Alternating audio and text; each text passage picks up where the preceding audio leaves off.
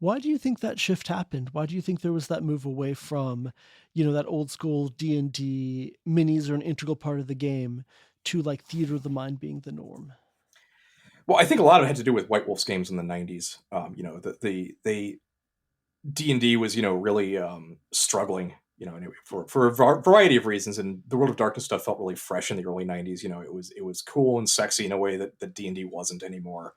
Um, and a big part of the appeal and the marketing around it, of course, as well, was that it was a game for serious grown-ups, which was obviously not true. But there was this idea that you weren't playing with toys, right? You were telling adult stories of tragedy and violence and loss and all of this stuff. And I think um, there was a move away from the gamier aspects of it, even if the actual mechanics of those games weren't all that much different from D&D.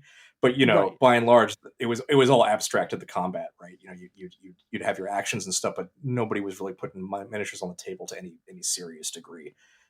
So I think a lot of it was this sort of false idea that it was the more mature way to play was theater of the mind, which was equal parts um, true to some degree, in terms of if you don't need a miniature to tell a story of gothic romance or whatever.